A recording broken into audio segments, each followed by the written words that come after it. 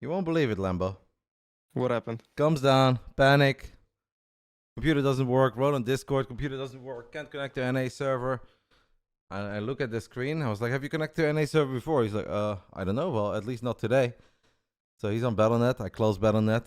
I'm in the launcher. It literally says, update required. I click on the update, connect to NA. He looks at me, doesn't say a word. I'm like, unbelievable. Unbelievable. All right. I have to find the link. Can you pass me the link quickly that you're using? Yeah. Because I always use the Twitch link.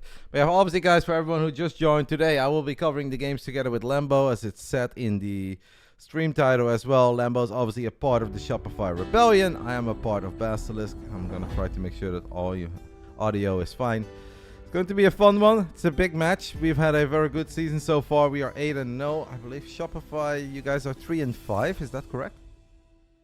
I have no clue. All I know is that we're probably gonna make playoffs, basically guaranteed, but not in a this was our worst season so far in the regular season. Okay, I'll double check this very quickly. I have one more big question. We were already speculating about it earlier, and I was like, well, we can speculate for hours, but we can also just ask him later. Why are you not playing today, amigo?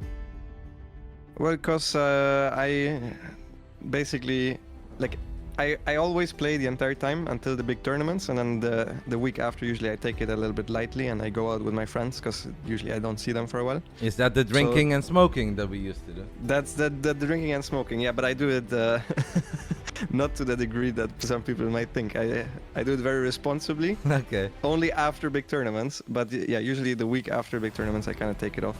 All right, that's fair enough. Cool. Well, I have to admit, mate, that I was not ultra unhappy to see that you were not playing, because I rate you highly, and I always think you're scary, especially in the ZVZs as well. If you would have gotten one of our big boys, so I think you did me a little favor here, mate. To be fair, I asked Harstem because this was obviously a big match, and I asked because usually you would think it's ByuN plus 2 Zergs would be the best against your lineup, but Harstem said he's actually confident against the good Zerg players because he didn't he has some new styles, he has some new stuff that he has going on, so he wants to try it out. Wow. So he also was confident actually. The captain is confident. I get a little nervous because I have seen Reynor lose a couple games to Max Specs as a warm-up session in the DreamHack Masters, but as great as the captain is, he's not the Prince of Denmark, Lambo. Yeah, no, he's much more. You gotta be a little bit of a fan by now, though. He's awesome, isn't he? Of Max Specs? Yeah, he's good. Yeah, all right. I have to hear that. All right, guys. So as soon as things are good, we can kick off ByuN versus Trigger. Obviously, an important best of 2. They played against each other on Wednesday, by the way, Lambo, in the Kung Fu Cup. I don't know if you caught anything of that. I did not check the Kung Fu Cup ByuN versus Trigger, no. Okay. Well, ByuN did win 2-0, but it's a win with an asterisk because he did builds that I honestly think should be illegal. He did a 3-Rex twice. That doesn't count. I'm pretty sure in the WTL rulebook somewhere it says that you're not allowed to go back-to-back 3-Rex in TVP. We got to keep the games exciting for the fans, so I'm really not concerned. Okay. And what if he does pull it off anyways? You think the refs are gonna give him the yellow card for the first one and then get disqualified after the second? I am not a guy to make a fuss, Lambo. You know me, I'm a pretty chill individual. But at that point, I might threaten that we will just abandon the league altogether because I do not want to be a part of this. Okay, that's good for us then. No, one less team to face in the playoffs.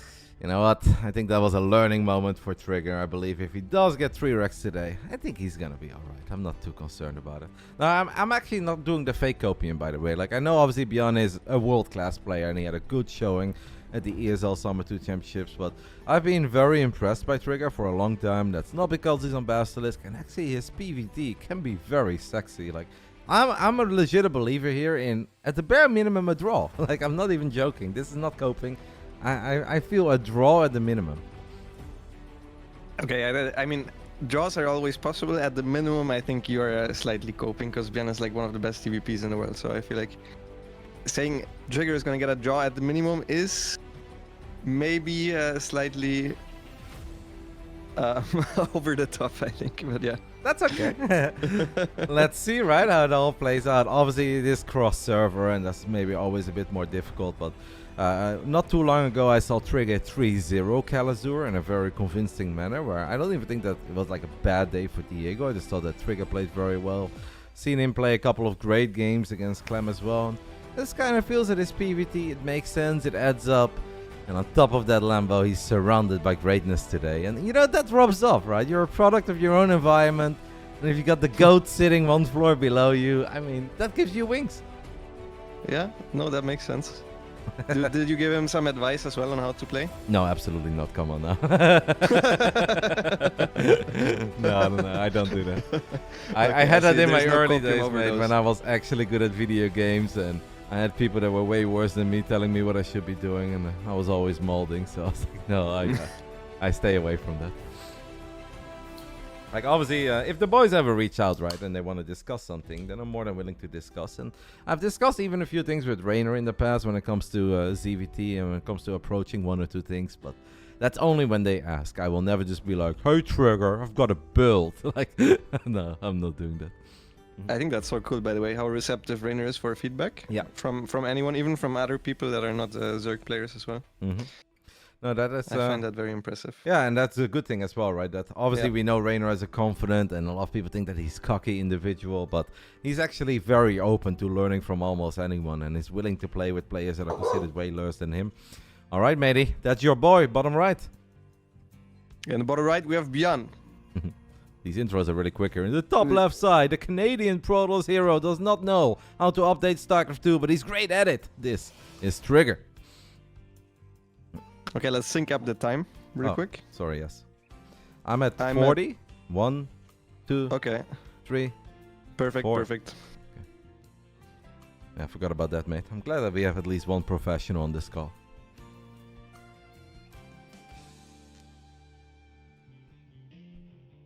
Are you still here? Right when I called him a professional, we lost him, guys. I'm back. I had to let the dog go outside. Oh, okay. All right. No, this is chill.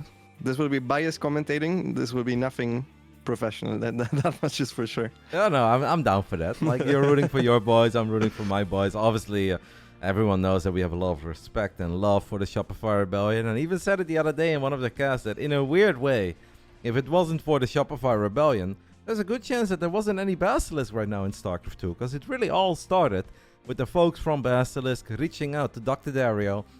And Dr. Dario, obviously, always supportive, always looking out for good things in the StarCraft 2 scene, but a busy man as well. And he said, yeah, no, StarCraft is awesome, and I have a guy that you guys can talk to. And then Dario forwarded my contact details, and that's kind of how the entire ball started rolling. So in a weird way, we have to thank the Shopify Rebellion for having Basilisk right now in the StarCraft 2 scene.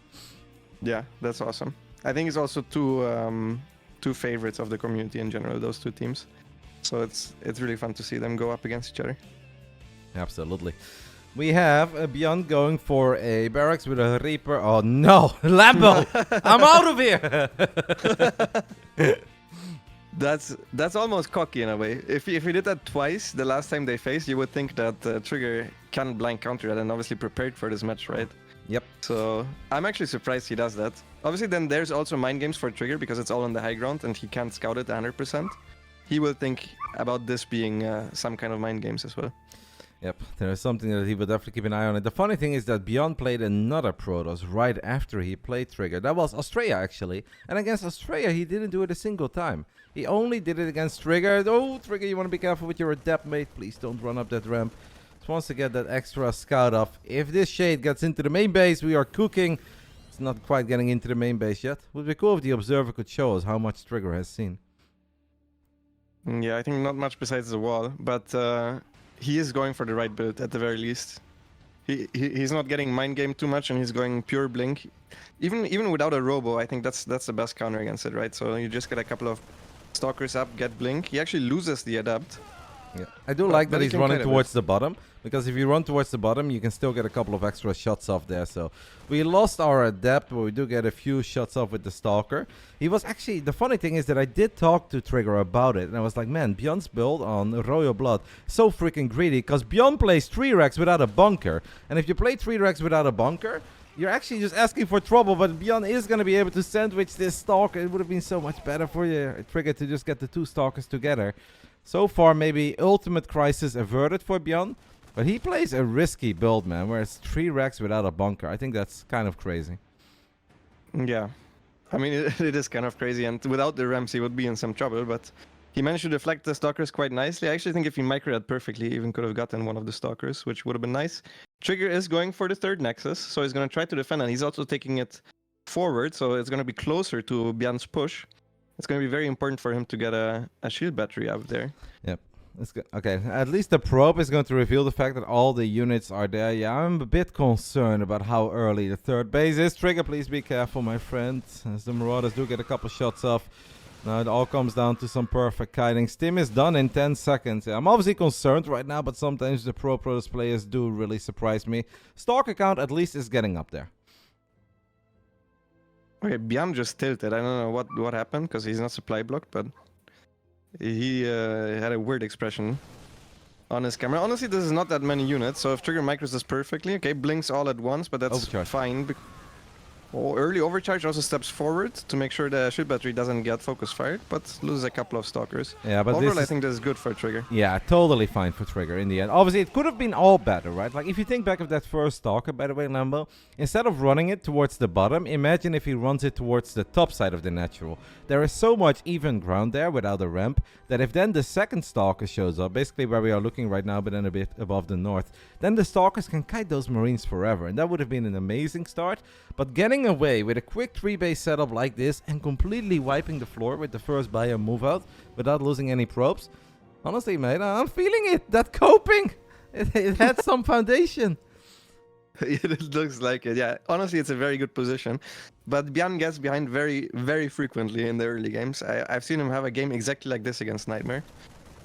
Actually, I do think he lost it. That was, that was the last time. But against Astrea, that was the game that I was thinking of. On Royal Blood, he also had an awful early game, and he managed to kind of... I mean, he was in a very winning position at multiple points there. So it's not over yet. You know, the funny thing is that after the Kung Fu Cup, when these 2 guys played, ByuN played Australia, and the final game was on Royal Blood once more. And it was actually a game where ByuN was in so much trouble, like up to the point where he was pretty much dead. And then he just brought it back with an insane 4 medevac drop into the main base. Australia's defense was like 2 Zealots, a Stalker, and 5 Disruptors. And ByuN says, alright, let's go, let's stim forward. And he sniped all of them. It was a pretty insane victory by ByuN last Wednesday. ByuN is looking shaky in the camera. I don't like to see that. So the thing is with ByuN, he has this mostly in important matches, and especially like in ace matches only. I've seen it so far in the team league. But as the starting match, this is new territory, because he gets extremely nervous. Like ByuN asked me to feel his heartbeat once before his on-stage match, and that was actually the most insane thing I've ever felt. Like, I don't think that's healthy in any way, shape, or form. And I myself am usually nervous, so... Alright, this is where it's important for Trigger to get units in the correct position, but he's got a couple Zealots waiting for that double drop, and now he can keep the majority of his forces in the 3rd. So another scary moment avoided there. We obviously had a 15 or so worker lead for Trigger. It has now dropped down to 12, but the 3rd base was so much quicker on the side of the Protoss that I'm sure that Trigger is feeling the nerves a little bit as well. I unfortunately have never felt his heart, Lambo, so I don't have a similar story for you, but yeah. I'm sure that he's feeling it a little bit, but he's got to be feeling good about this, where it's like, this is already so much better than last Wednesday. I genuinely think if he just went 6 gas, threw down the Templar Archives and went, there's very little ByuN could have done in this game. Because getting the proper Viking amounts and the ghosts out, and then still having the army competitive enough to beat the Protoss army would have been very difficult, but Trigger is just playing the long game, getting an extra robo, probably thinking towards Disruptors and expanding further, which is also obviously completely fine. And yeah, I definitely think he's in a fantastic spot so far. Somebody's asking how many Vikings. It's hard for us to say, we're not in the game, but I think the Viking count is only 2 at the moment. I think that's Viking 3 and 4 that are about to come out. But yeah, with the relatively late 3rd base that ByuN has had, it's just hard for ByuN to get a whole bunch of Vikings and a bunch of goals at the same time. As a Terran, you just don't have money for that if you open up 3 racks and a very late 3rd CC. I actually think those were the first 2 Vikings, and and he doesn't have a second starport. So the Viking numbers would have been pretty terrible against like a 3 Colossus timing. Thankfully, Trigger not going for that, but he did get the second forge. Trigger is playing it really nicely. He obviously knows he's in a good spot, so he's getting all the extra upgrades to stay ahead and get further ahead even into the later stages of the game. Also getting extra immortals now. To bolster his army, make it a little bit stronger. I don't hate that, because ByuN is incredibly good in obviously finding that moment where the Marauders can stim forward and get on top of the Colossus if he has kited the Zealot successfully. But you can do that as a Terran if there's actually 3 or 4 Immortals on the ground. So even if it may not seem that the Immortals are the most important unit, they're actually so freaking useful to prevent that final forward stim from the Terran. Yeah, I think Immortals are an underrated unit in this matchup as well. They're pretty good, and they just make the army overall a lot better. Also pretty supply efficient. So, your man is still shaking his head. Yeah, I mean he obviously knows he's in a bad spot. Trigger is now trying to flank this army, trying to sandwich it, and ByuN did not see that one coming. So Trigger has a fantastic concave. The 3 Colossus are just firing consistently, and there's only 3 Vikings. One of the Colossus goes down. Yeah, but 2 still going strong. The Medivacs could be in a bit of a pickle as well. Trigger wants to blink forward, will blink forward, grabs a few more units. And this was all right before those 2 upgrades kick in, right from the Forge. Now we're going to couple of Disruptors. So that was all the Vikings that ByuN is working with of that single starport. You mentioned it. Only now the second starport goes down. It's a lot harder for ByuN to get those units back than it is for Trigger to get a single Colossus back. As the Stalkers are going to take a little sneak peek on top of this ramp. Trigger probably waiting. He's like, alright, let's see how far those upgrades are. I've got a couple of Disruptors on the way, but it's honestly all going incredibly well. The only thing I'm not sure of, Lambo, is that he knows about the timing of that 4th base at the 3 o'clock. I feel like that's very useful information as a Protoss.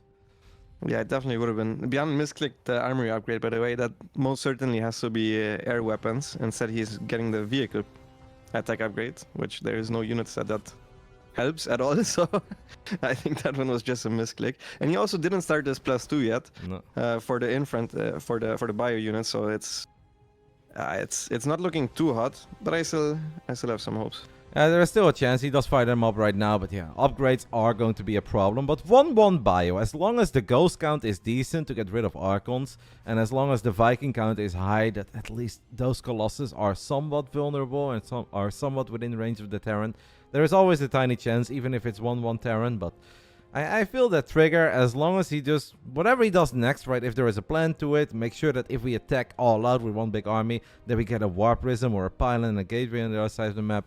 Or if it's a 1-2 combo with Zealots and DTs, that we're very careful with our main army. As long as he does that, I kind of feel like this game belongs to him.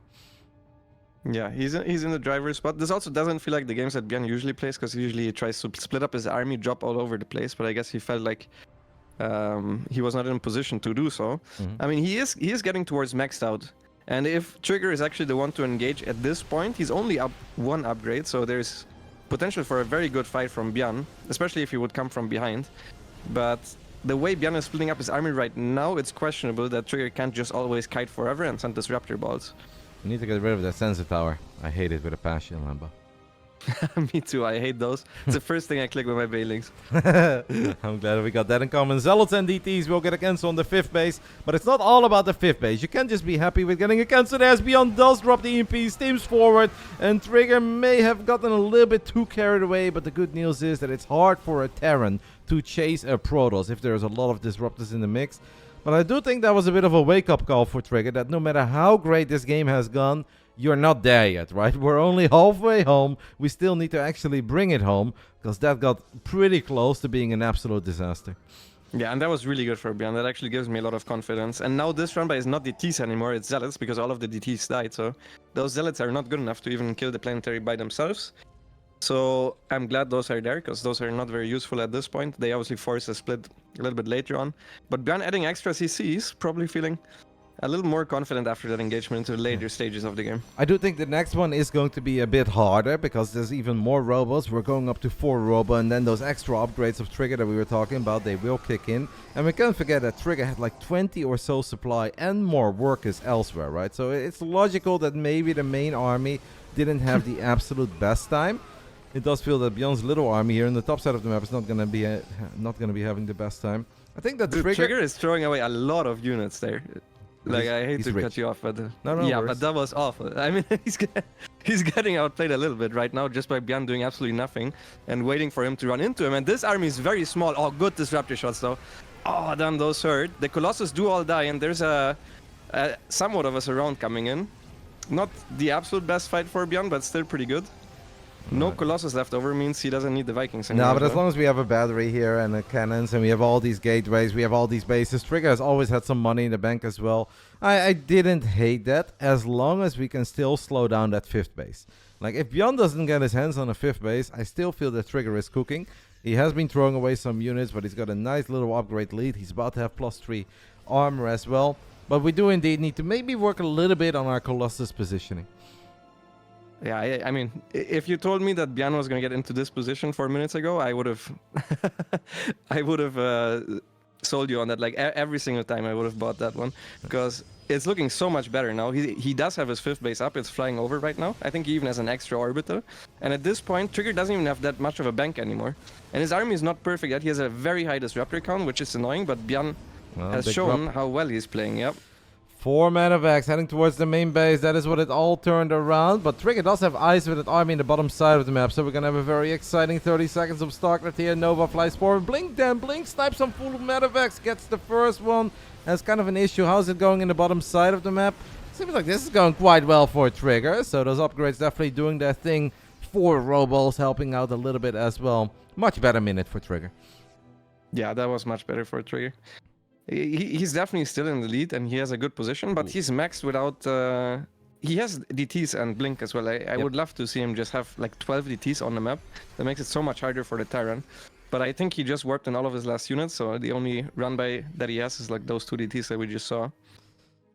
There is that 5th base of ByuN though, right now morphing into a planetary, and that's obviously where things get dicey. But I also really want to see from Trigger, and I feel like this is the old school Protoss logic that Protoss players almost forgot about, but we're trying to take game-ending fights on the other side of the map without a prism or a pylon or a gateway, as these two armies are very close to each other. Novas fly around. ByuN does get a decent amount of pickoffs, but in the end there is a little too much Protoss here. But this was obviously not the entire army of ByuN, and ByuN still did alright. Yeah, ByuN actually really needs to get the Liberator upgrades. He has no upgrades so far for the Liberators, and +2 is really important, which he's super far off at this point. This army from Trigger is looking quite small. He's now joining it up actually with the rest of his forces. ByuN stemming forward, not actually killing that many units. Going for the surround. I'm not sure about this fight from ByuN, to be honest. Nope, I don't think that quite worked out. The unit showed up a little bit too late in the top left side. Trigger does drop a Stargate. He kind of needs it because multiple Liberators with advanced ballistics are at the moment harassing his mineral lines. That is a problem. But obviously this Protoss army is a problem for ByuN as well. There we can really see how useful those Immortals are as another Nova flies forward. There are still Stalkers, there is still a Colossus in the mix, and it's mostly Medivacs left over. ByuN is kind of out of money, and he has an expression on his face that kind of says it all. I think he knows that he's in serious trouble. This Protoss army will not be pushed back. I believed in my boy Lambo, and I feel like he made us very proud here, or at least made me and the Basilisk boys very proud. Yeah, no, that was well played by Trigger. Honestly, I thought ByuN... I was starting to feel very confident in ByuN's position, but that fight, he underestimated Trigger's army. Trigger just brought all of his defensive units to the front, and ByuN didn't see that. He thought he could jump on it, and instead Trigger was the one that jumped on ByuN's army, and at this point, he just doesn't have the units anymore. And those Liberators, as I said, they're unupgraded. They're not actually as strong as they usually are. Nope. Like one less shot to kill a Stalker makes such a huge difference. Yeah, because obviously they fire quick, but they don't fire that quick. The Liberators do not have that +2. A couple of them get picked off immediately. More Novas fly forward. Planetary goes down, and Trigger takes the 1-0 lead for the Basilisk boys. I put my vote of confidence in him, and I think he made us all very proud. A lot of people think that Basilisk is all about Serral. It's all about Reynor. But Trigger is one hell of a player, and this young man keeps on getting better. Impressive dub. I thought you were going to say it's all about Rotti. No, it's the never. True ace. What? No. Roddy sucks. But I gotta say, the last few days on the ladder, Lambo, I don't want to say I still got it, but maybe I do still got it. I've been doing alright. What about the Rotti versus TLO ace match if it happens, though? Absolutely not, man. I fear Dr. Dario. No. I've had my one appearance in Codes, and I'll keep it at that. I know Dario is still pretty damn good as well. Like, we've had fun games, and I gotta say, last time Dr. Dario did me dirty. I'm talking, it's like, hey guys, it's TLO, we're gonna have a fun game. And I get freaking bailing busted with like 28 drones, the most random bailing bust there was. So, he did kind of hurt my feelings with that one. Yeah, Dario is a scary opponent. He also, whenever he beats Harstem or me, whenever he letters, he also tweets about it, and we're like, nice. The last time I played him was on Pride of Altaris, and he link-flatted me with his spines, and I took the gold base, so I lost. 2 minutes later, there was a tweet online. I was like, nice. Yeah, you can't get mad at Dario, but if it was anyone else, you'd be like, what the hell? No, I thought it was funny. You know, if you talk about like tweets, you know who really was shameless with his tweets is Ben. Every single time Ben ever had like a decent victory, he would tweet about it. Or we make like weird screenshots where he'd be like, wow, this is such a cool part of the ladder. It's Lambo's Protoss, it's my Terra, it's my Zerg, and Roddy's Protoss, you know, like a subtle jab that is off race, like was within 5 spots. And I saw him in photo, I was like, Ben, what the hell? He's like, oh, I didn't mean that. And even Jeff started laughing. He's like, Ben, you're such a terrible friend. You know that? All right, round 2. I'll do my intro first then. Bottom right side of Dragon Skills, we are looking at the main base of the man that's taking the 1-0 lead for Basilisk. That's Trigger. And in the top left, his opponent, he's down a map. I hope he can draw it. It is ByuN. Yeah. We went from a guaranteed 2-0 to I hope he can make it a draw, Lambo. Yeah, I mean, to be fair, he said minimum 1-1, so... Yeah. That was... So far, he only did the minimum of what he thought was going to happen. Yeah, I'm not even celebrating yet. I'm not even Exactly. celebrating yet, mate. Like That sounds different, though. No, it's obviously just, it's great for Trigger that on a big moment, obviously Shopify Rebellion, prestigious match for us, that he shows up in a big way, taking the 1-0 lead, and also that he shows that he learns from his mistakes very quickly. So very well done. I'm already happy. It kind of just feels that from here on out, everything else is a victory for Trigger. Yeah, I think so as well. To be honest, I'm really surprised ByuN did the exact same build if he did it twice this week. And also on the high ground, because it's supposed to be a mind game. It's not even the most efficient way of 3-rexing, right? It's not a CC on low ground. Mm-hmm. Even just making the CC on low ground and then making a bunker is more efficient, but this has the mind game variable to it, which Trigger obviously didn't fall to 4th since, I mean, he literally used it twice against him. Yeah. Now, those 2 games, they played out in different manners. I kind of forgot exactly. I think the first time Trigger didn't pick quite up on it, and he took a decent amount of damage where he lost a couple stalkers and probes. And in the second game, Trigger went for the proxy gateway, you know, a bit of a max pack spotting, where it's 3-gate pressure. But yeah, that just didn't work out because ByuN had so many units. And I did talk to Trigger about those games, and I was like, man, like his build is actually insane, because if you would just Chrono Boost 2 Stalkers, which I know nobody does at a pro level, but I was like, if you do, you can just have a field day with Marines that don't have stim and don't have a bunker to hop into. And he's like, yeah, that's a good point, but I was already committed with the gateway, he said, and he couldn't transition out of it, so he fell very far behind after the adept pressure, couldn't get much done, but it's good to see that the young man has learned from his mistakes. ByuN is switching it up though, Lambo. That's actually funny, because if he listened to you and went double stalker, he would have just won the game straight away. Yeah, but I understand that the pros, they need their scouting with the adept. Like, Stalker is just not the course. most reliable scout. But yeah, if you would do the old school Roddy of double Chrono in the first 2 Stalkers, it's like, Terran cannot take their expand until minute 5 and they have stim. Like, it's insane. That was a mistake from both sides, honestly. ByuN lost the Reaper on the other side. I'm not even sure that he saw the Twilight. He had another head shake there. At the very least, Trigger sacrificed his adept. He did see a mine though, which already is some intel. Yep, that's something that maybe not everyone gets if you don't play StarCraft 24/7, but if you shade in an adept and it loses to the Widow Mine, some people might be like, oh, that's bad. But in a weird way, it's not that bad, because now at least you know it's Widow Mine, so you keep that in mind, and you can start getting ready for Widow Mines, rather than if you would lose it against 2 Marines and a Reaper, you just don't know what it could be. So at least it's a scout. Sure, the adept, you'd rather keep it alive a little bit longer, especially in the early game as a Protoss, where you don't have too many units to fire at things that are being sent your way. But it's alright for a Trigger. I think we can live with it. Yeah, ByuN going for a very early Widowmine drop, so this should hit before the blink is done, so it really does matter if you have your units in position. It's not that easy to defend.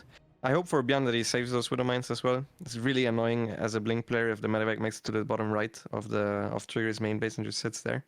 Need to keep stalkers there forever. Yep.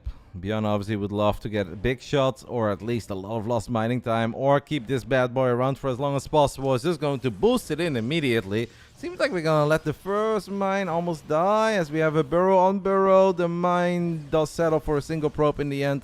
I want to say I think the Trigger has handled that all right. But this is where the lost mining time does really start adding up.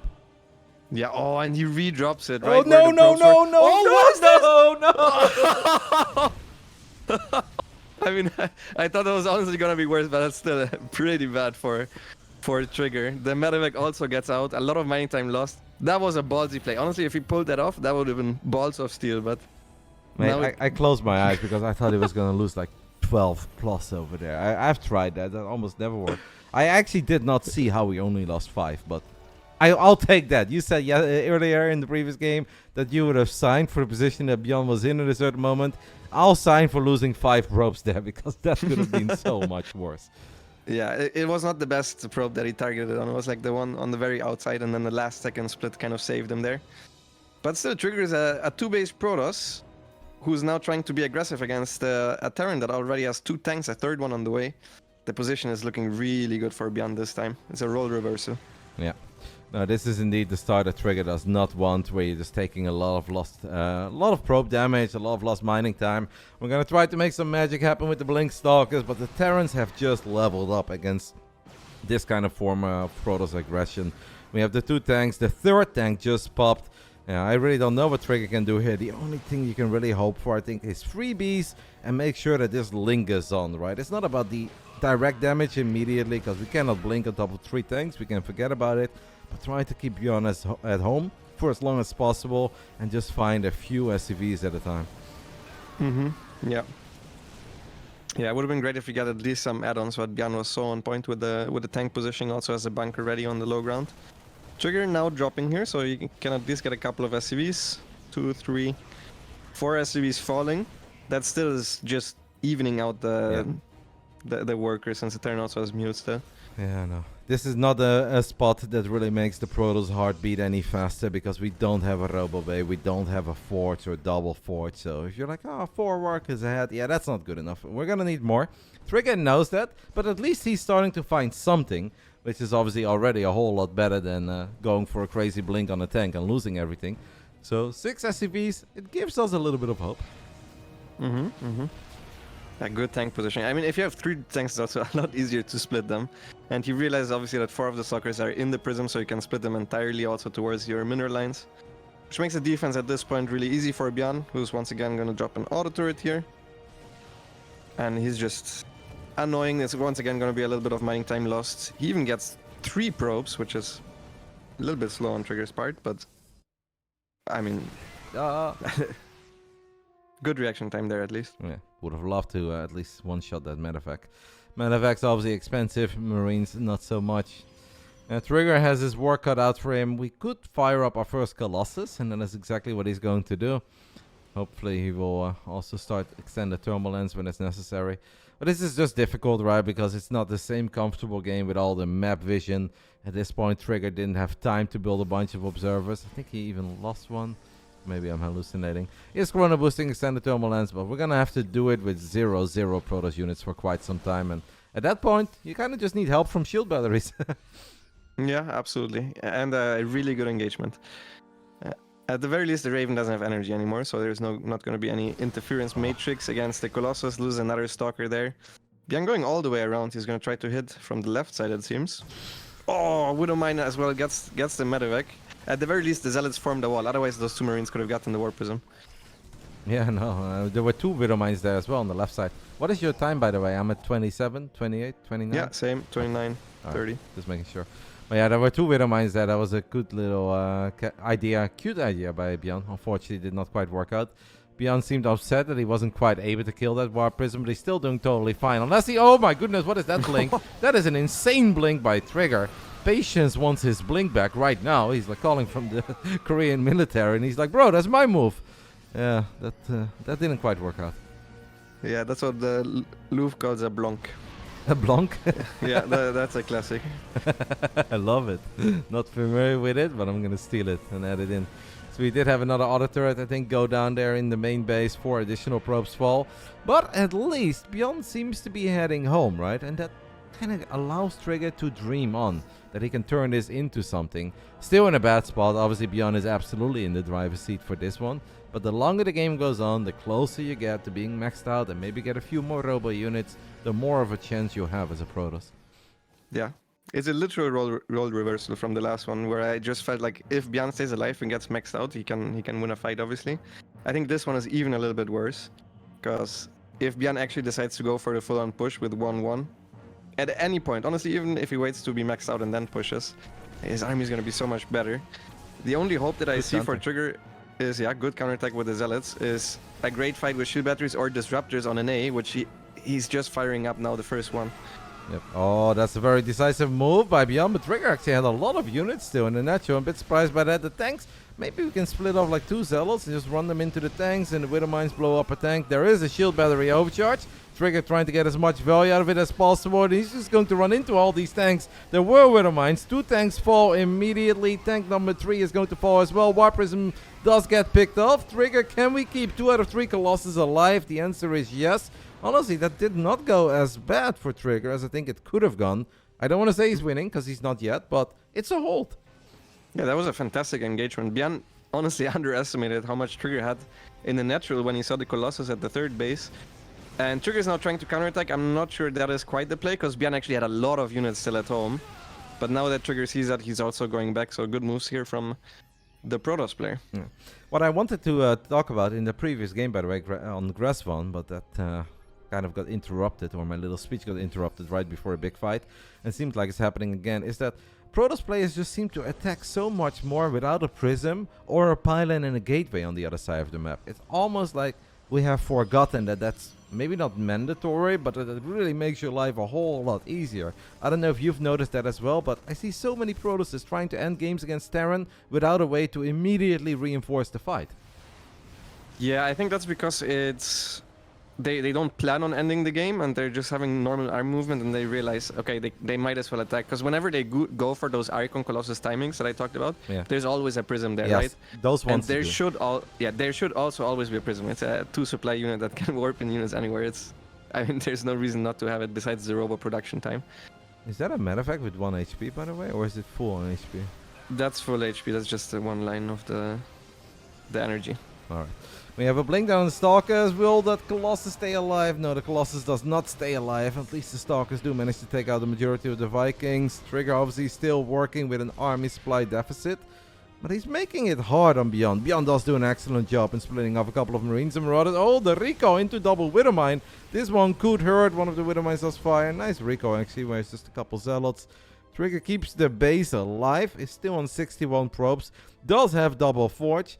And you give the man a couple of disruptors, Lambo, and we spend those 1200 minerals, 600 gas we're currently working with, and there really is a chance in this game. Absolutely. His +2 is also finishing. He does have the disruptors now. I mean, it's still Dragon Scale, so it's relatively easy for Terran to get good engagements, and he's very, very Zealot heavy. So, yeah, I don't know how well his army works together. I think if ByuN has everything together, he can just kite out the Zealots pretty much. Because there's not that much range damage right now for Trigger. He's even expelling forward. Crazy. Which is pretty crazy, yeah. I don't know if we have observers here, by the way. The Widowmine count is quite high. I haven't seen an Ops. Armory is not quite done yet. So that's going to make the life a little bit easier. We don't have to worry about these Widowmines sticking around. Trigger is going to run into another Widowmine there on the left.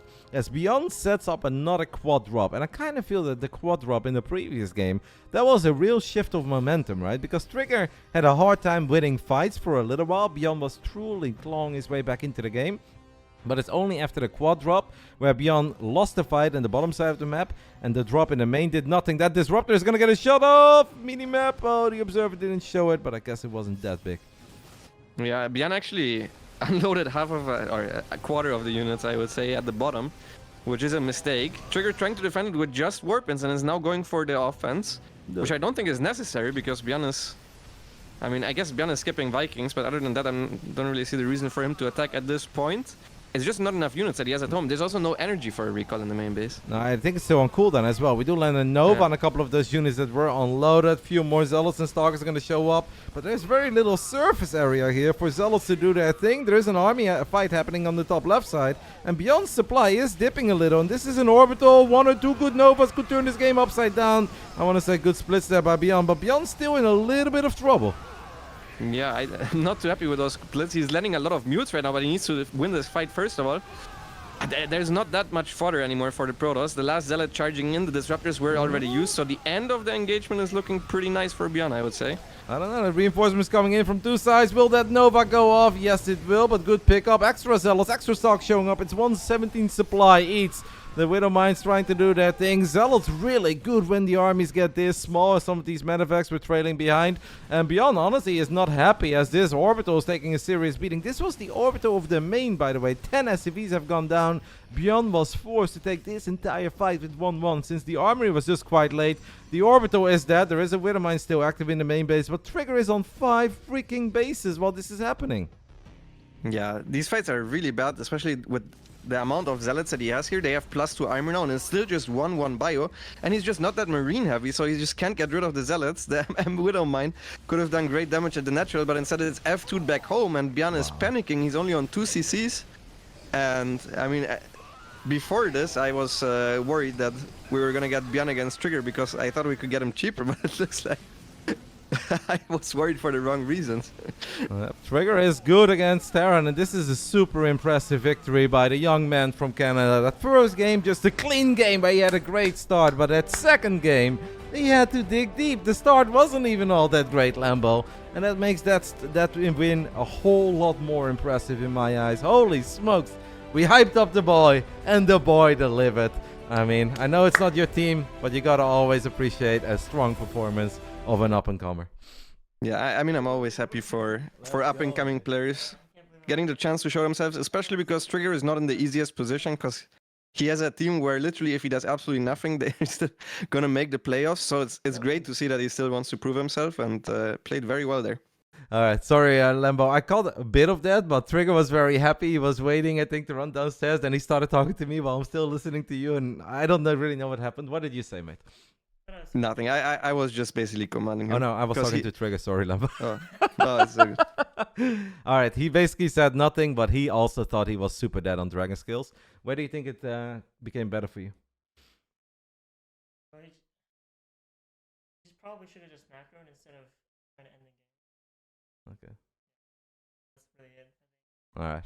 He felt that ByuN tried to end it more while he could have focused on macro, maybe be a bit more on top of upgrades and whatnot. We'll talk more with you later, mate, but I'm very happy for you. Let's go. Zuidland buff. All right, sorry for that, Lambo. I was like, 2 voices, craziness. But yeah, I understand the happiness and excitement for him.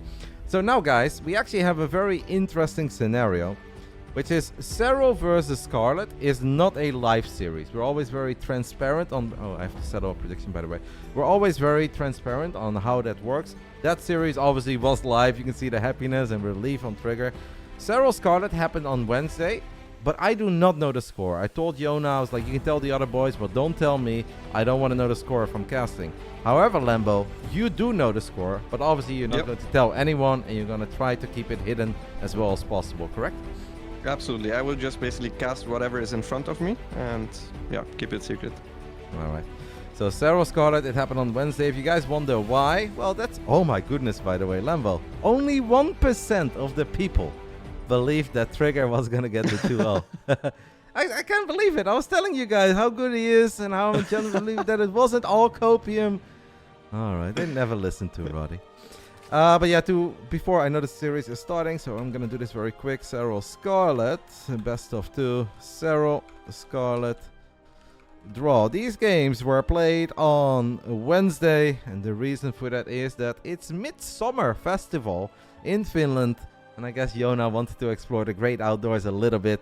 He wanted to have a good time, and he asked me, he's like, Roddy, first time I asked all season, but I would really like to go to this thing. And he said he could maybe play even if it wasn't possible to play it earlier. But he said it would be kind of annoying because then I have to bring my laptop and my screen, and that's the one thing I don't want to do. So obviously thanks to Scarlett and you guys for being this helpful and making sure that this match was indeed played earlier, and Serral can enjoy his little holiday.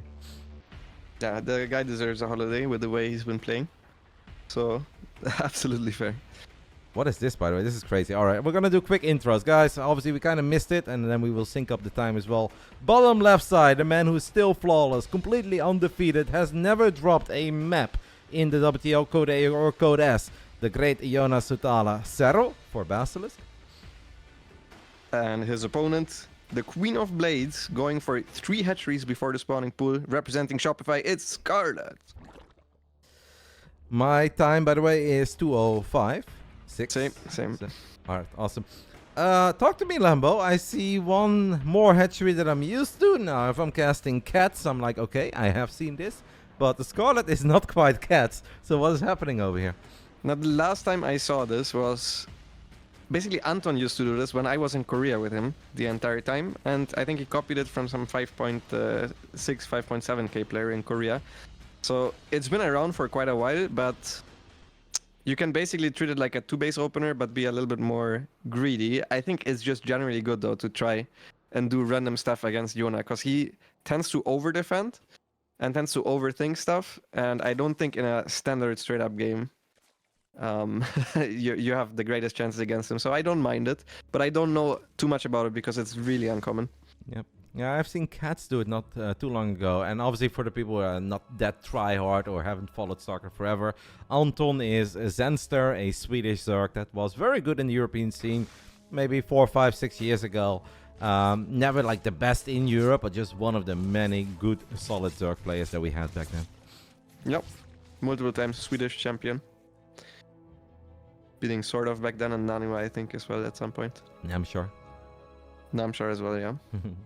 All right, now we have 16 links on the production tab for Scarlett.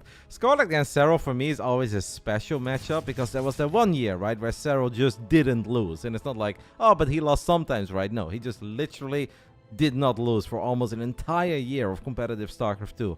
But Scarlett is the one player who had Iona on the ropes a couple of times and really had him basically knocked out of one of the WCS events back then.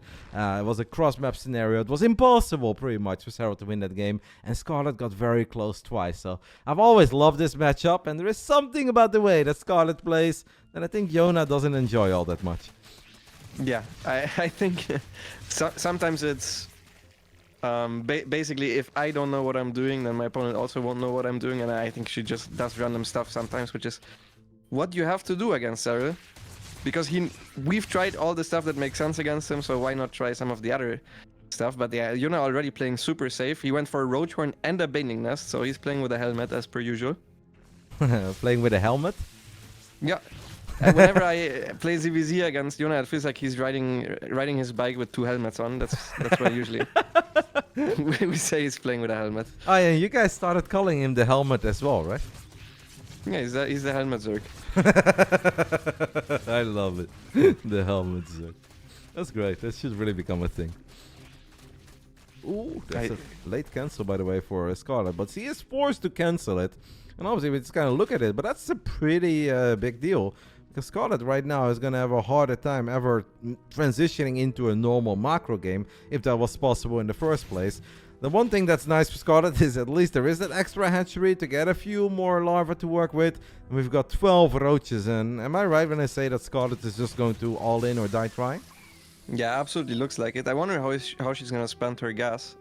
Oh, she's making a Bailing Nest. So yeah, she definitely wants to all in, but she didn't have any ways of spending her gas. So I guess she wants to wait for a little bit longer for the Bailing Nest. It also gives Serral some time to misread the situation because she is trying to retake the 3rd base and now she's moving out. Serral is counter-attacking, but he also has Banelings on his side of them. He already has Roaches and he has a Spine Crawler on the way. And that's why they call him the helmet. That's right, this man always has his helmet on. It's very important. Iona even wears the helmet in the shower. He's like, alright, I've heard that a lot of accidents in the households happen in the bathroom, so... Alright, Scarlett is still going to try because obviously he needs to make something happen. Scarlett is down 8 workers and has a much later 3rd base. I think Serral's lair is done. Scarlett knows that this is going to be difficult. The army supplies are a bit closer than I think she would ever love them to be. As we had a big Baneling explosion in the top left. A couple of Banelings for a lot of Zerglings. And well, the helmet did its thing. The helmet did its thing. The helmet is making drones right now though, so thinking about taking the helmet off. And Scarlett is still going. She's spending all her gas finally on 5 Ravagers and a bunch of Banelings.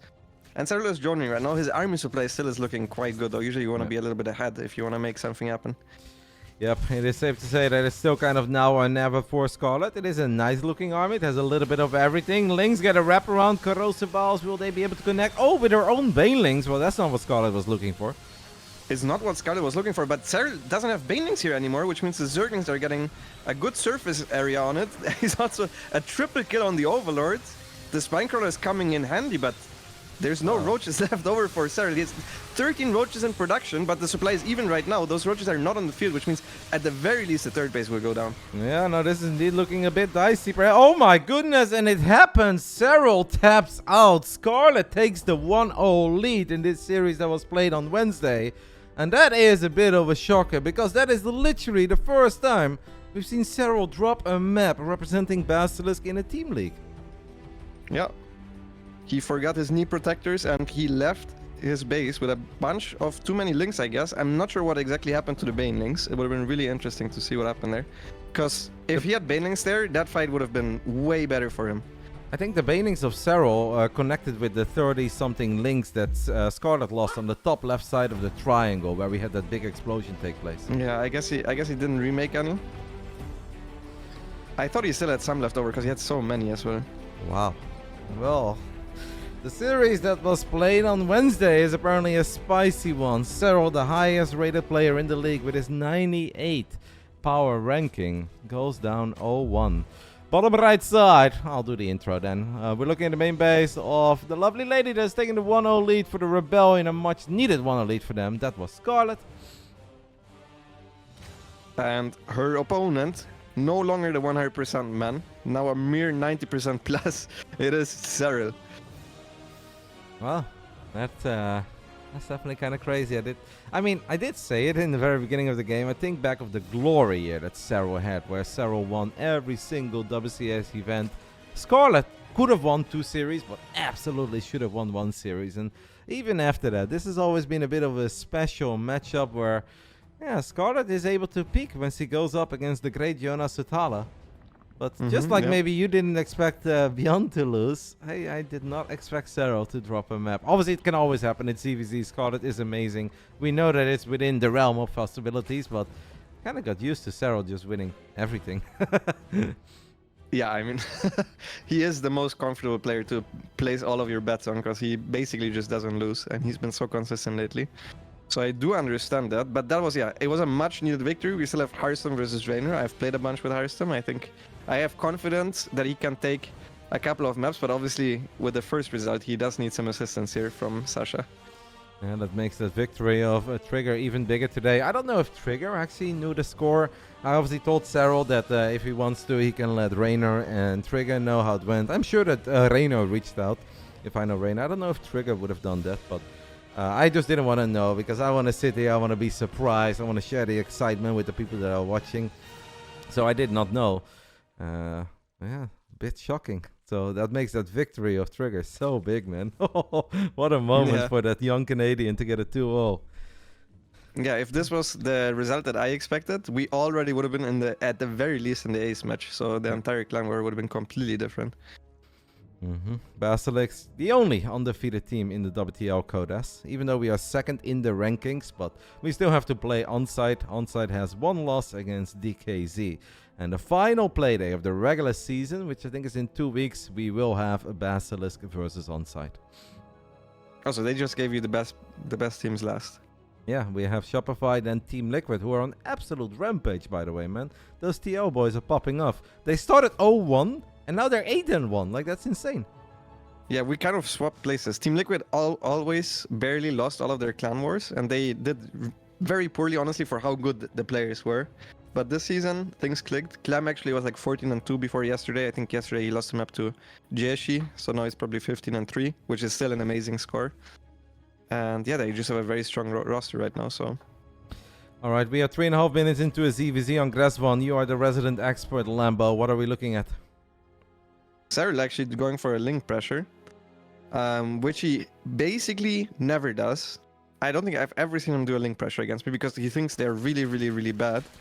But if you're the favorite, I think those are generally good to do. He's gonna get some damage done now on the hatchery. Also one good Great. baneling. Oh, that was a really bad baneling for Sasha. Two banelings in the natural. Two banelings in the natural. Observer misses it. They miss it every single week. It's only 3 drones. Yeah, this is a classic, mate. I kid you not. Every single freaking ZVZ we watch in WTL, they always miss the 2 banelings running into the natural. That could have been worse for Scarlett. It's funny because this one looked like a decision because the banelings were on screen for so long that I feel like he just didn't want to look at them. So. Yeah, maybe he's like, man, I've got a reputation. I never show the first 2 banelings running into a natural, and I'm not starting today. Yeah, that's what it looked like to me. I mean, Sasha is counter-pressuring, Yuna not falling for it, not making any extra units, just staying strong defensively. Oh, actually getting a bunch of... Oh my god, that was really poorly controlled from Scarlett. That could have been way better. Yeah, no, we were on the verge of losing 7 drones. But hey, one little hero circling there. Maybe a final baning, actually getting a couple of additional drones there towards the end. So that wasn't all that bad for Scarlett. As Serral does still have a few links active on the other side of the map. Beautiful queen positioning there by Scarlett. That's such a sweet spot for queens, man. They just turn into freaking static defenses. That's better than a cannon. Yeah.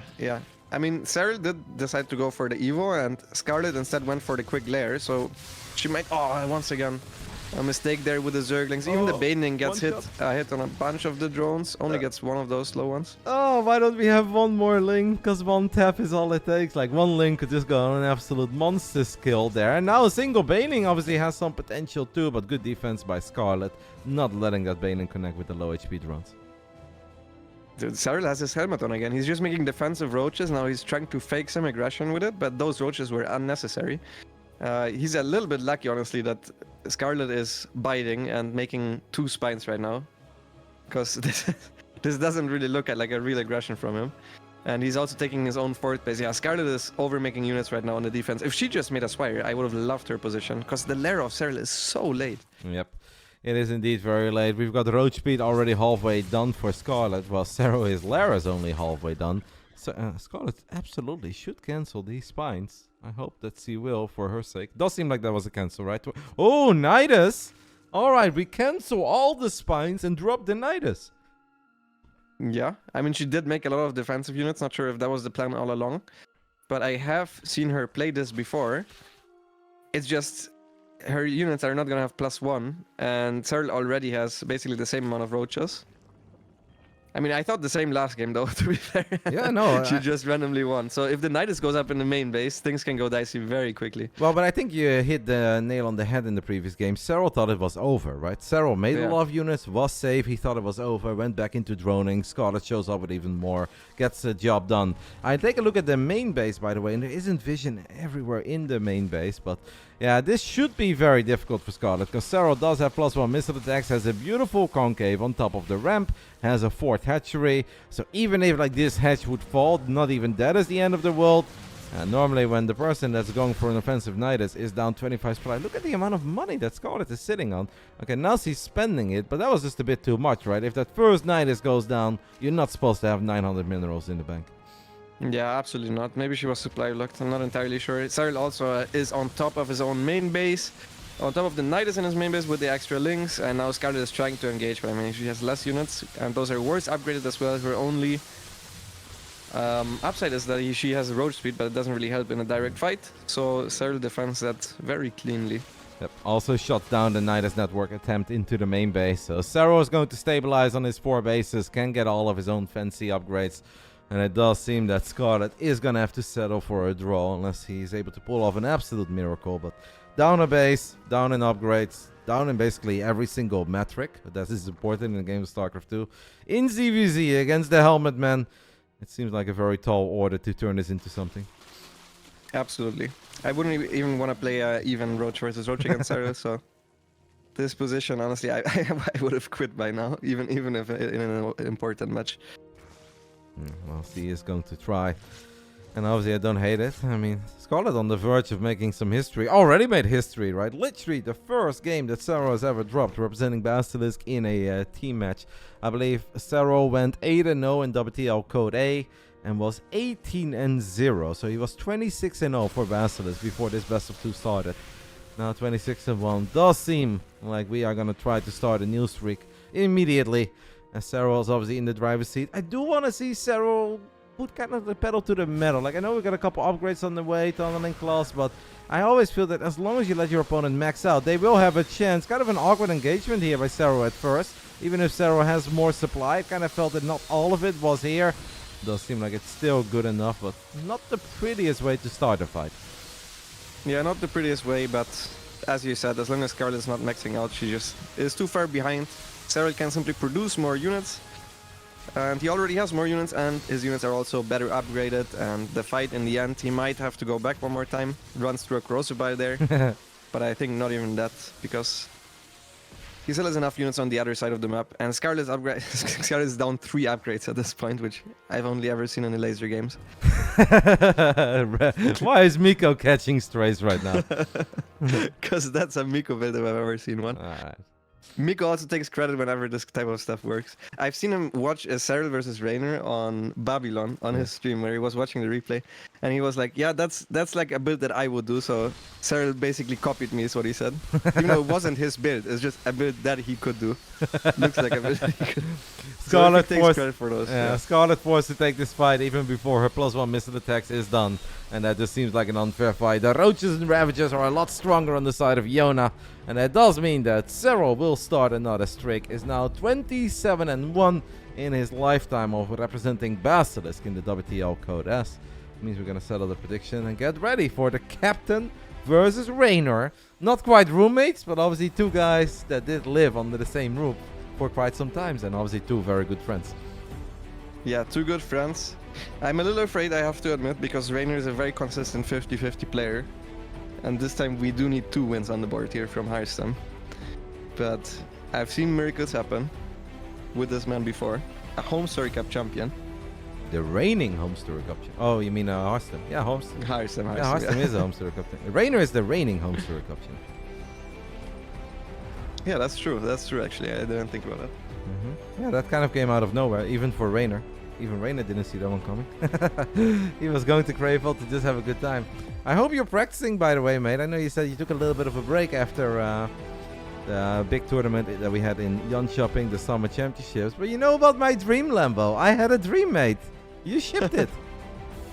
Yeah, I mean, I'm going to try my best, but it's important to take some time off as well. I think the practice right before a tournament doesn't matter as much as the time you put into the game a little while ago. Like if I was to, for example, Team Liquid always boot camps right before the tournaments, which I think you can fine-tune some strategies, but I think the most important is the practice that you do the months leading up to it. So as long as I play enough games to keep my mechanics up, I'm feeling good. Alright. I personally, as much as I'm going to cheer obviously for the Basilisk crew, if I can sign for Lambo lifting that trophy on the Sunday night, I'm doing it, mate. I would love to. And then you get an old school Roddy as well, who says no sleep until the sun comes up. Okay. I clip this, guys. Clip this. I mean, you have to ship the tournament first, mate. But don't you worry. Of course. No, I'm just making sure it doesn't get lost when it eventually happens. Oh, mate. I will celebrate with you. You know that. Of course.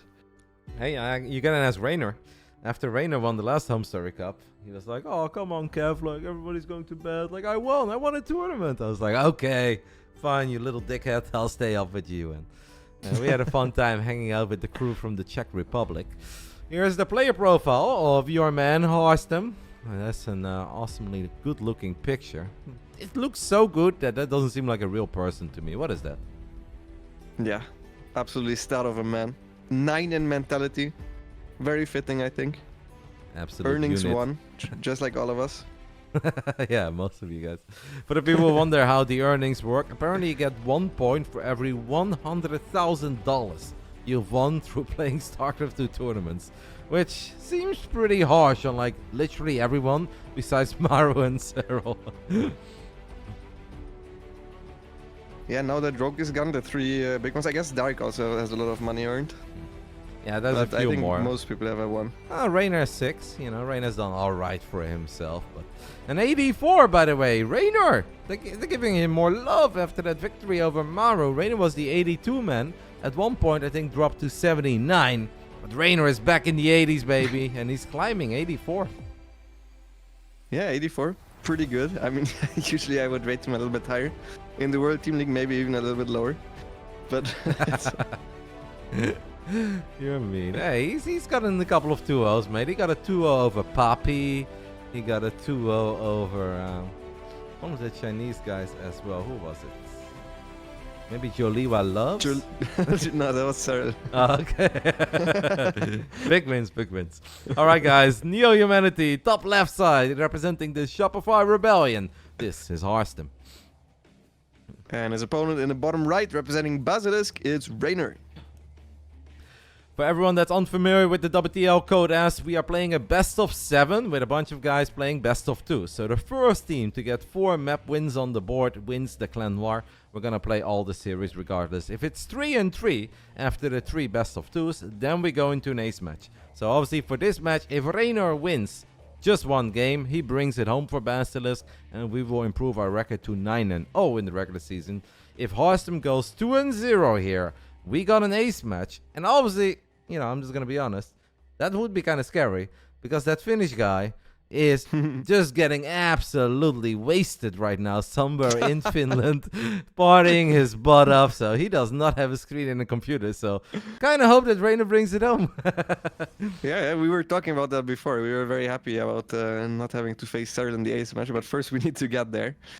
And yeah, I mean, all of that is resting on the shoulders of Kevin de Koning right now.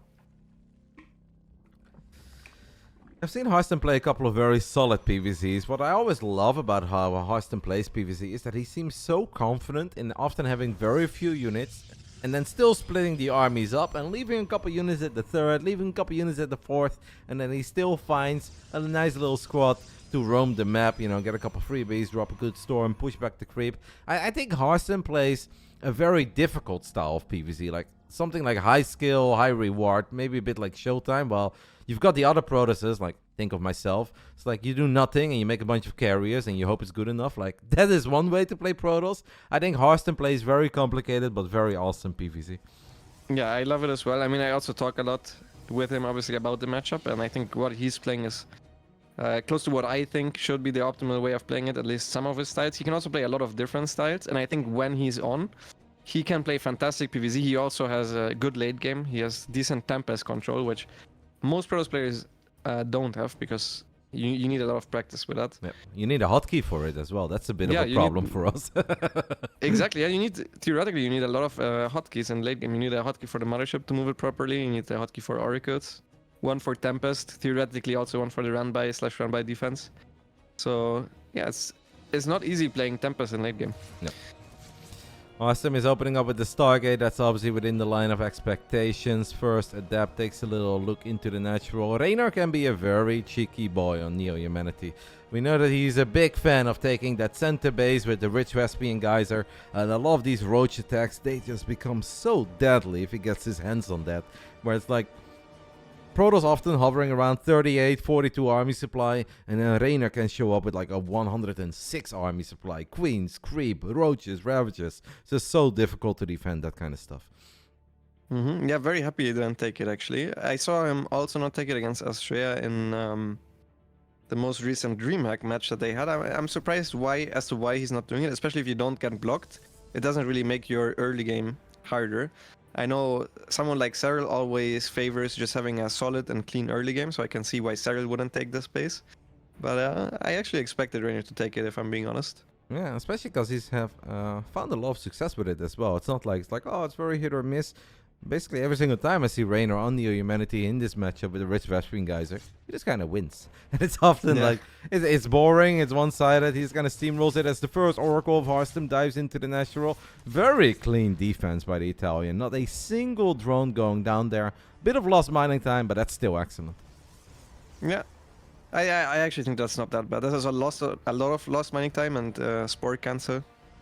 So not the worst. It's Wait, kind wait. of similar to killing a drone or two. I hear a bit of copium right there, Lambo. Like, not a single drone went down. Come on.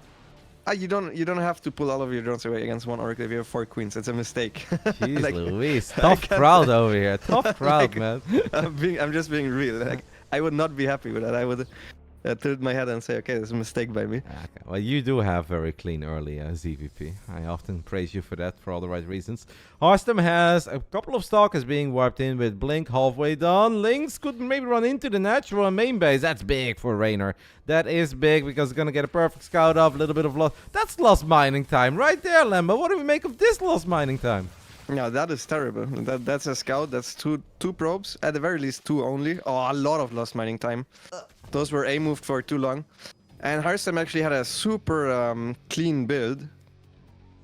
Specifically prepared for this map. We practiced this just now, and now obviously all of that is gone. And yeah, that makes it so much harder.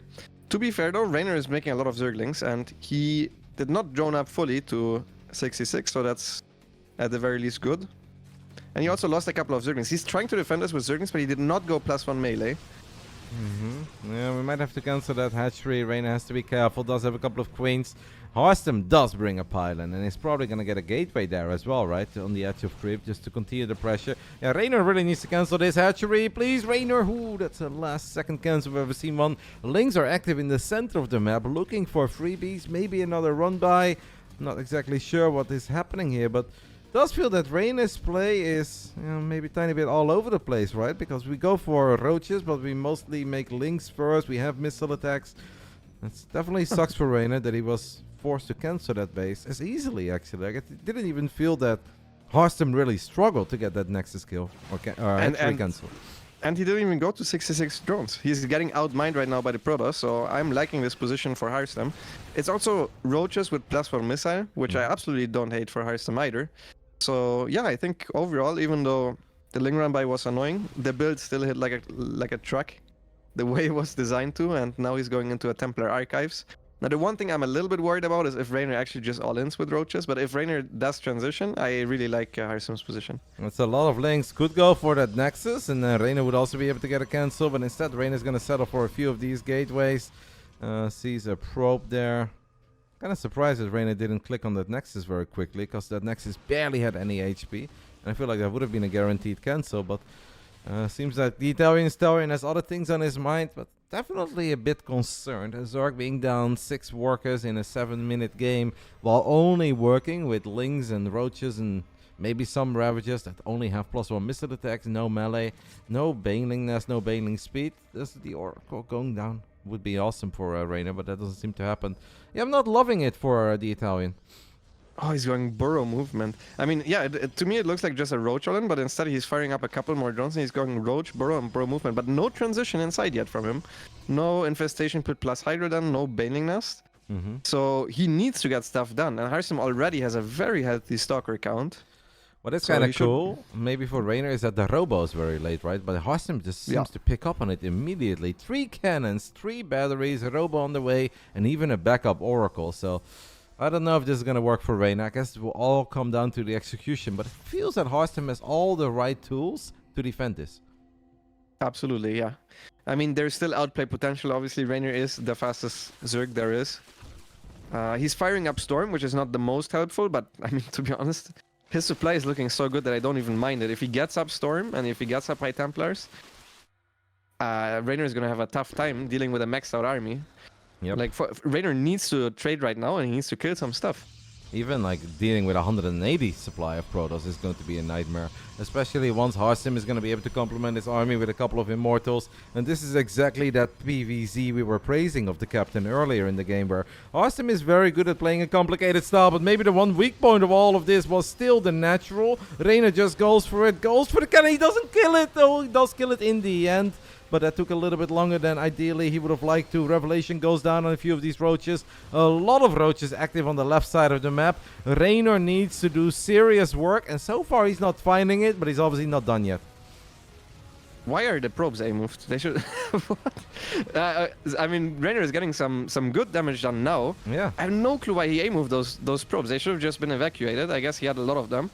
Now he also warped in the Stalkers. I mean, it was definitely a mistake that the High Templars came to clean up the Roaches, because now Storm is done. They would have helped out tremendously here, and it's not the perfect army split from Harstem, who's losing his base now, and who's having trouble dealing with all of those Roaches left in his bases. He's now blinking forward the Roaches, so his third base should be safe, but Reynor can still turn around and kill the fourth Nexus, at the very least. Yep, 33 probes went down, and honestly, this is about, I think, as good as Reynor was ever going to do here, but I do think Reynor needs to kind of chill at this point. Be happy with what he got. I feel like Harstem normally does this kind of stuff better, right? He is better in splitting up his army than he was this time around. The A move with all the probes on the left side, as you mentioned, he could have just clicked those into the third base temporarily, and he would have had 20 more probes right now, and it would not have changed anything in his hold.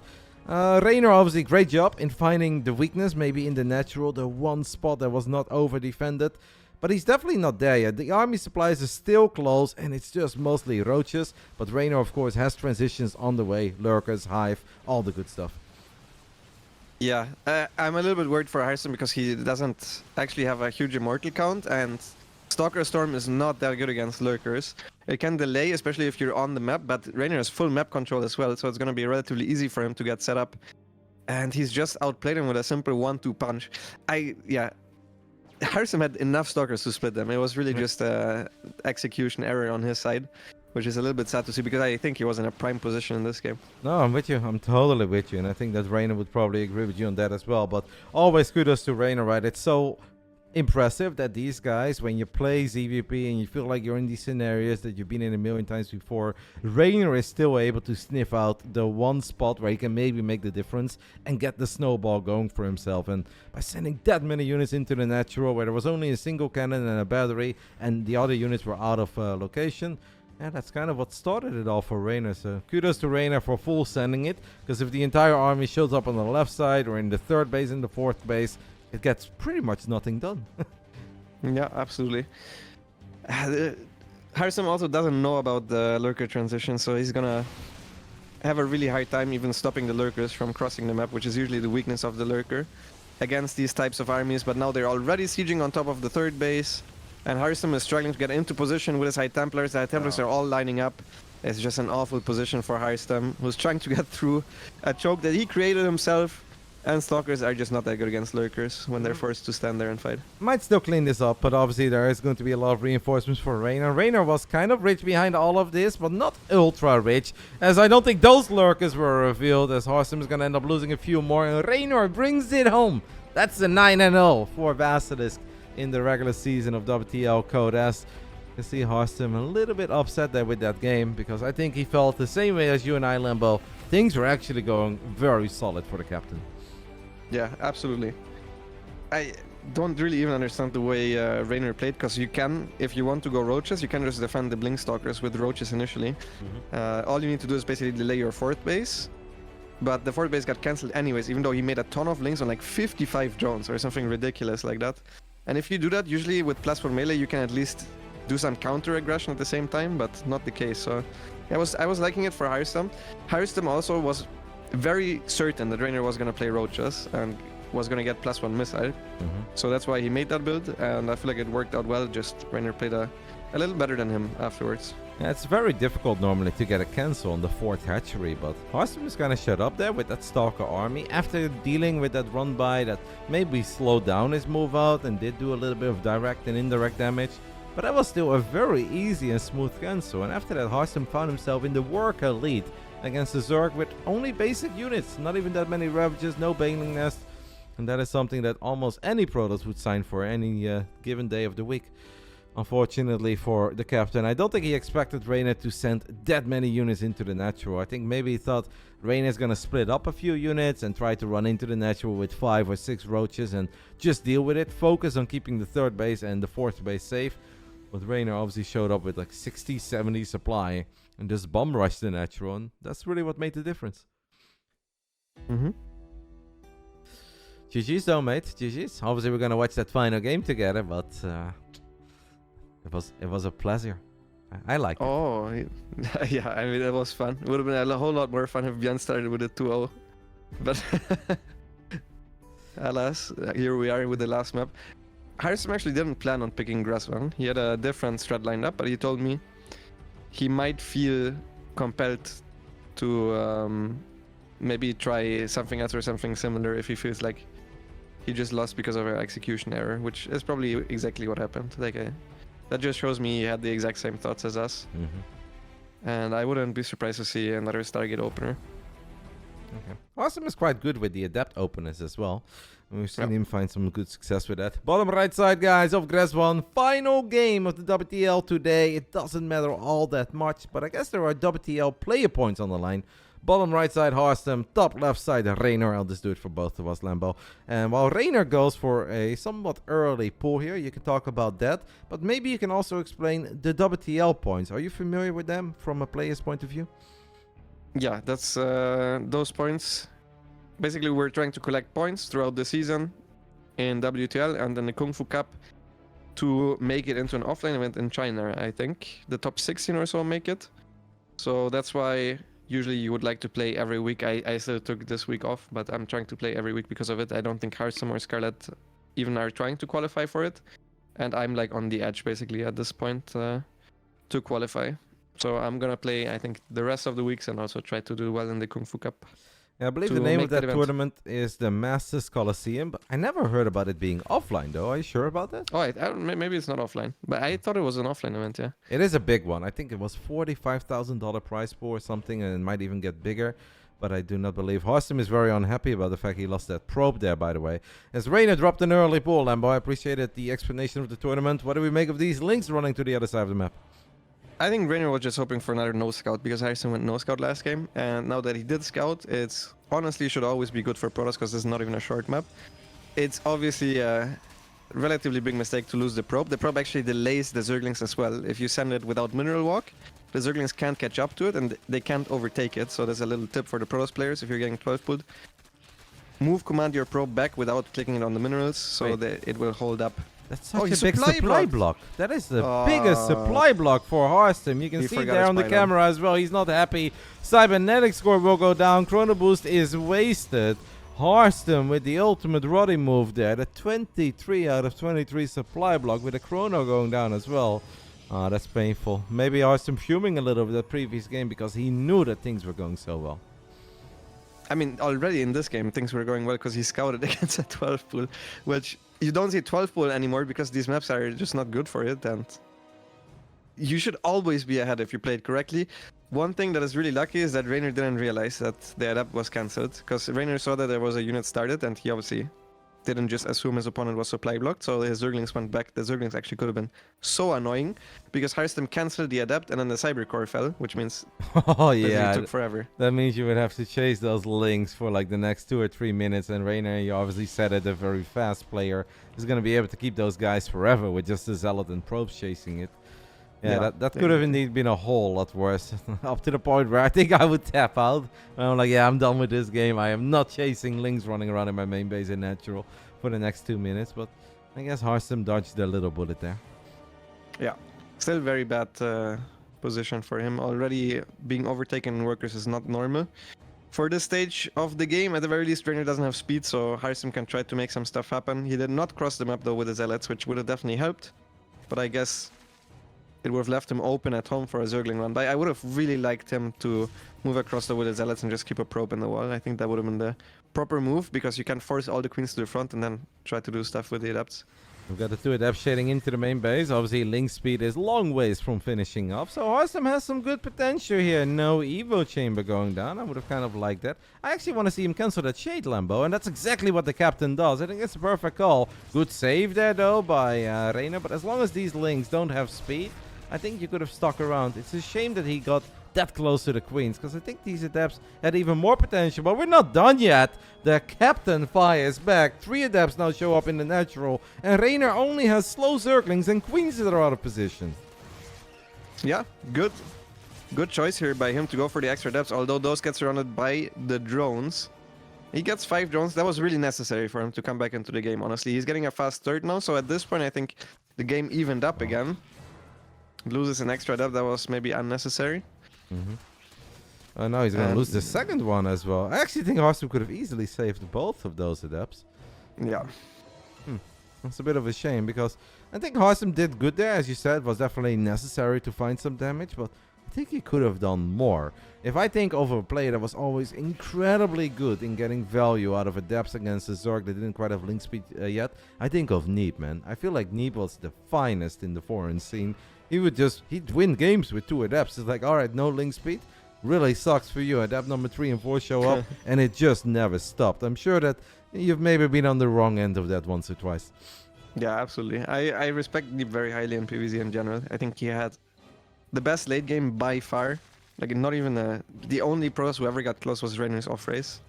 And Showtime is pretty good as well, right?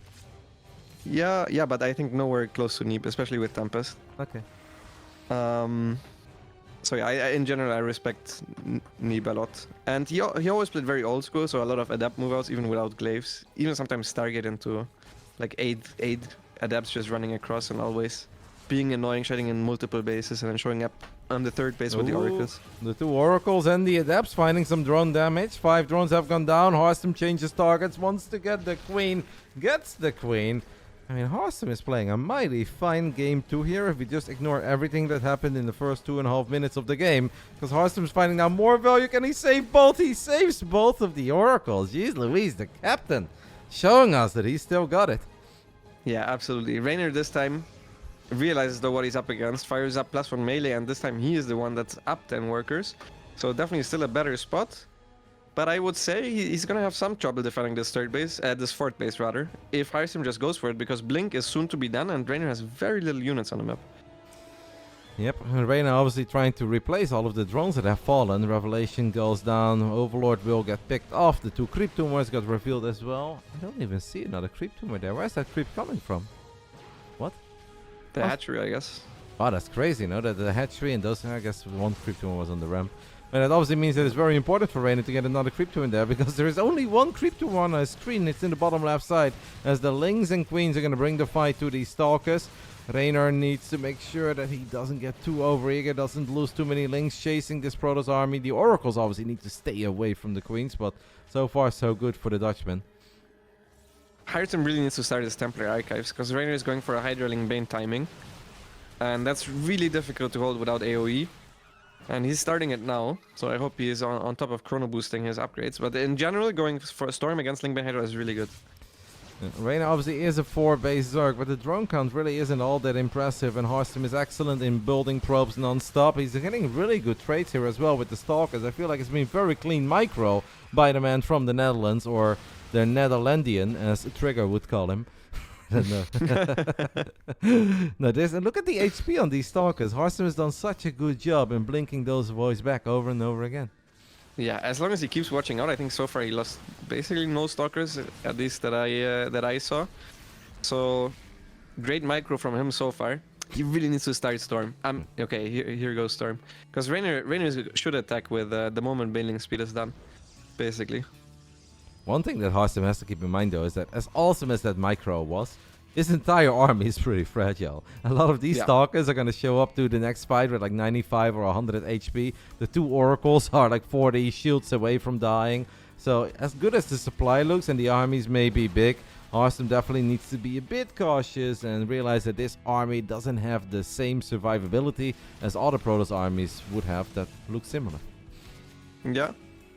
I really would like to see some focus fire there, but he didn't quite pay attention to the Stalker's good counterattack here with the Zerglings, forces Harstem back. At the very least, there is no Baneling speed done yet, and also the Hydra range is not done yet, because otherwise, at this point, I would be very afraid for Harstem, because of exactly what you said. All of those Stalkers are so low HP against Hydras and upgraded Zerglings, they would fall. Yeah, and Banelings, they would fall so quickly. Yep, the Banelings can take away the shields, and then the Lings, all they need to do is get a couple taps off. By the way, we're 9.5 minutes into a game, and look at the minimap. I think this is like the least amount of creep that I've ever seen Reynor have. And I know, obviously, kudos to Harstem. He was there to deny it and push it back, but that's a little bit shocking to me. Yeah, for sure. It also doesn't help that it started with a 12 pull and the Queens had to be defensive at the beginning. So all of that factors in, but yeah, definitely could have done a better job. At the same time, now Baneling run by good Storms here to begin the engagement for Harstem.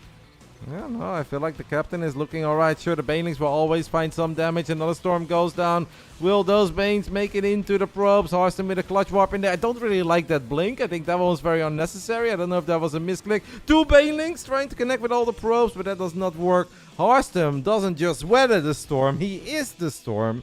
And Reynor really is in a bit of trouble. We do have another forward blink. These forward blinks can hurt though, because of those stalkers that we mentioned before have less HP. But I think Harstem will get away with it as Reynor's supply is taking a nosedive. And I guess it's time for you to make fun of him, Lambo.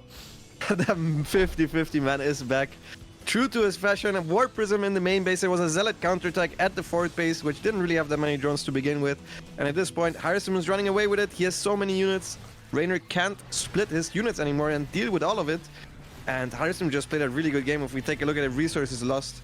He's up 5k and was already before the fight. I think it was even better before the forward blink. And yeah, he's just destroying Reynor right now, who is in a bit of copium, to be honest. Yeah, Reynor is pretty dead because he's not a high-tech Zerg. He is low on drones. The only thing he has is +2. We'll drop the Lurker then. The lair tag Lurkers to bring it back. Well, we're going to start a new lair.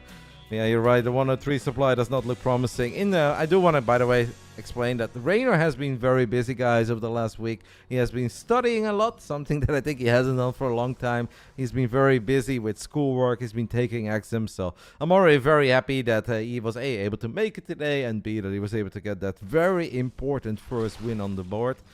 But yeah, this is it's not been the best Reynor we've ever seen. Obviously, Harstem played very well, but if you look at this from a neutral point of view, this could and maybe even should have been a 2-0 for Reynor, because Harstem was even massively supply blocked in the beginning of the game, Lambo, and still managed to win this game.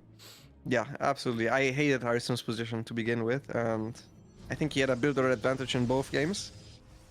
So yeah, there was potential for more today for sure, especially with Scarlett taking the map, which usually would be heroic, honestly, against Serral, but sadly today it didn't matter.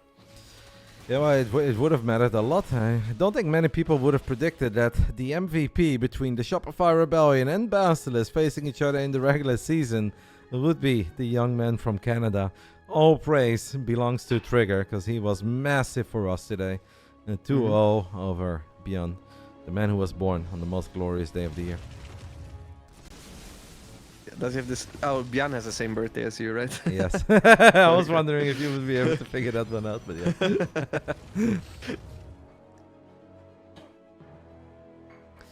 Alright, we have a fleet beacon going down. I do think one thing is important for Harstem, by the way, is like, mate, if we're maxed out against a guy like Reynor, don't give him a lifeline. Don't let him get extra bases up. Don't let him get into Hive. Like, Harstem had, I think, a good window already to end this game, as Reynor is trying to do whatever the hell he can to find some economic damage. But that's the Zealot run by, I think, that Harstem was looking for. This is obviously alright for Reynor, but it should be way better for Harstem, because Harstem is rich and Reynor is not. Uh-oh. Absolutely. Uh-oh. Harstem at this point is just making sure he gets an extra ads in for his YouTube video that he's recording right now, so that's why he's taking a little bit of time. What do you think will the thumbnail be? I make supply blocked against the world champ and I still won? Yeah, you're good at this. It's natural, honestly. I would have definitely. That's like the first thing that I would have thought of. Yeah. And you'd click on it. Yeah. Alright, Harstem is going to try to end it with a nice mix of Stalkers, Archons, and a couple of Storms. A Storm actually connects with drones into the mineral line, as we have a circling run by in that 3 o'clock base. Wouldn't hate another cannon or a battery there. That's a lot of Zealots though, as the Lurkers have been moved. Reynor still trying, apparently does really care about the WTL points, or just does not want to be called the 50-50 man by you. That's already over. I'm not sure if you saw his results in the last season as well, but it was 50-50 all the way, so... Even against Reynor, I heard. Even against Tudming. He lost against a slow Ling flood by Tudming, so yeah, just against anyone. To be fair, Tudming did manage to take out Trigger in this season of the WTL Codas. No, the Tudming is scary. I like Tudming a lot, actually. He's a very fun guy to hang around with. I've rarely seen Reynor stay in a game for this long. I know that he has made a couple of great comebacks. Maybe he's like, man, if I can win that game 5 against ByuN in Yan Shopping, I can win anything. But This one is going to be incredibly difficult. 78 supply, now 86, and does find an Immortal, so that's going to give Reynor perhaps even some more hopium that he can turn this into something. But Harstem is a bit low on the minerals, but he's got so much gas, and all he really needs to do is take out these few lurkers. These are lurkers that Reynor can no longer replace. Even Tempest starts showing up, and I think that will be the moment for Reynor to wave the white flag. Ooh, nice warp in there by the captain. Yep. GG is called. Harstem takes the 1-1. I don't think he's happy with that because of how the first game went. Overall, still, I think, good performance from him.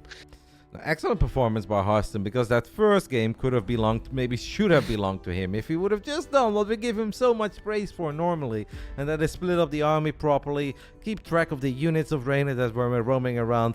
There is a good chance that game 1 could have gone in favor of the captain, and game 2, I honestly thought that's about the worst start ever. You lose your Cybercore, Chrono Boost, Supply Block 23 out of 23, and still managed to turn it into a victory. So I'm with you. I think Harstem can be alright with his performance, but I also understand the frustration where if a 2-0 is within reach against Reynor, you obviously want the 2-0, and then it could have been incredibly exciting because we would have gone to an ace match, and Yona is enjoying Midsummer, so it will probably feel like a bit of a missed opportunity for the captain. Yeah, absolutely. He also said that he knew exactly what was going on in the first game, even with the burrow movement, so he must have scouted it. And he thought he built a robo at home, even hotkeyed it, but it wasn't a robo. I guess it was a gateway.